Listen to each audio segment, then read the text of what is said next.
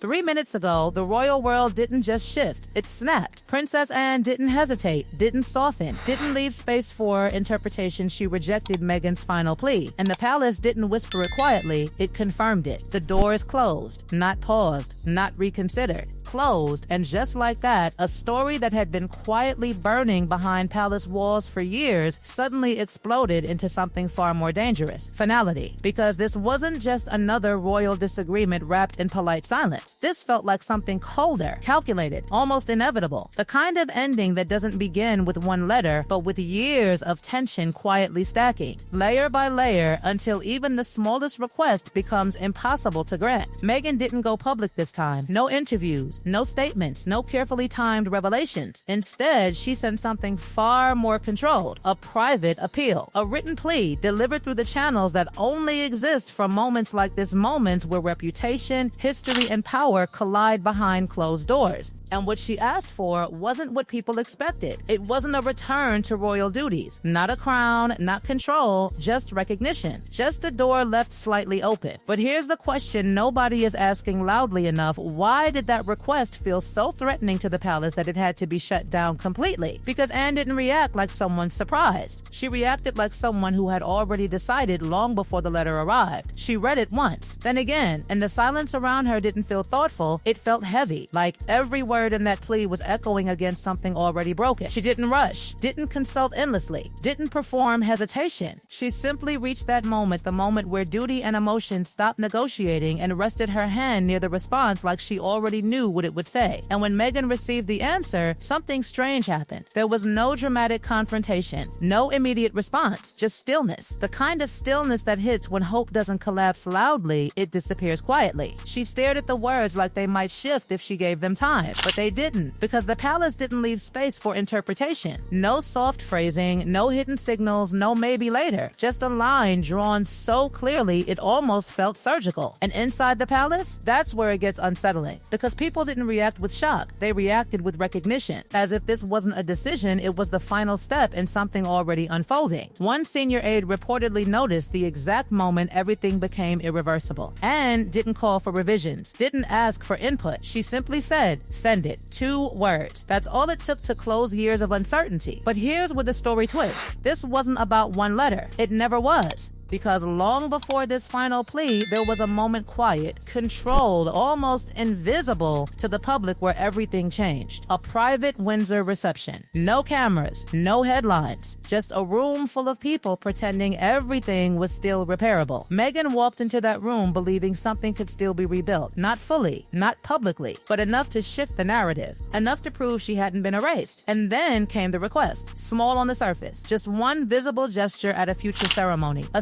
signal, a moment, something the public could see without explanation. And Anne, she didn't raise her voice, didn't reject it dramatically. She gave a warning instead. One sentence that froze the room in a way no argument could. Trust cannot be staged for cameras. That's where everything cracked. Because Meghan wasn't asking for performance, at least not in her mind. She was asking for acknowledgement. But to Anne, those two things had already become inseparable. And when Meghan pushed further, when she asked if the palace would ever correct the impression that she had been shut out, the response came sharper. Only truth can be corrected. Those words didn't just end a conversation. They created a line that quietly divided past from future. Charles read about that moment later. Alone, and here's the part that feels almost uncomfortable to admit, he didn't interrupt the process. He didn't override it. He didn't soften what Anne had set in motion. He sat with it. And that silence?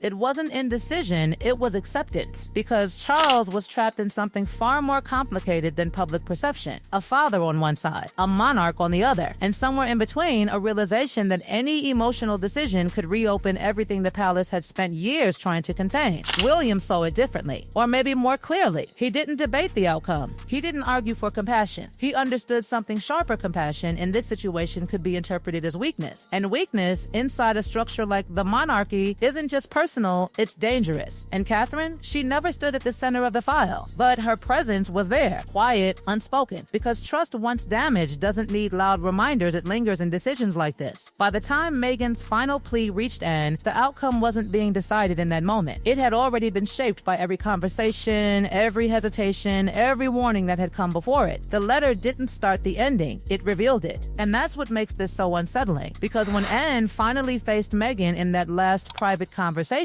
there was no drama left, no performance, just two people standing on opposite sides of something neither could change. Meghan didn't ask for power. She said it clearly. She wasn't asking for a crown, she was asking for a door. And Anne's answer? It didn't sound cruel. That's what made it worse. A door into the monarchy cannot be opened by pain alone. That was it. No raised voice, no anger, just finality wrapped in calm control. And when Meghan asked the question that had been sitting between all of them, did Charles know? The silence before the answer said more than anything else. He knew enough. Not everything, not every word, but enough to understand why the door had to close. And that's the moment everything shifted from personal to permanent. Because once the monarchy moves as a system, no single person can stop it, not even a king acting as a father. The rejection wasn't emotional, it was structural, built on memory, fear, and something far more powerful, precedent. What happened next didn't explode, it settled. And somehow that made it worse, because once the decision left that private room, once Anne's signature dried and Charles chose not to interfere, the rejection stopped being a conversation and turned into something colder policy. The palace didn't argue it, didn't expand on it, didn't defend it emotionally, it simply confirmed it. The door is closed. And those 4 words carried more weight than any explanation ever could. Inside Meghan's world, the silence that followed wasn't empty. It was loud in a different way. The kind of silence where every unanswered question suddenly matters more than the answer itself. Why no second channel? Why no quiet reassurance? Why didn't anyone reach out privately to soften the blow? Because that's what used to happen. That's what always happened before. Except this time, nothing came. No signal, no hidden message, just absence. And absence in a structure like the monarchy is never accidental. Harry saw it before anyone said it out loud. This wasn't a temporary wall. It wasn't distance that could be closed later. This was something else entirely, a boundary that had been reinforced, strengthened, and then made visible. He didn't need a statement to understand it. He saw it in Meghan's reaction. The moment her expression shifted from disbelief to recognition. Because deep down, she already knew what this meant. Not just rejection, but exclusion without expiration. And back inside the palace, something equally revealing was happening.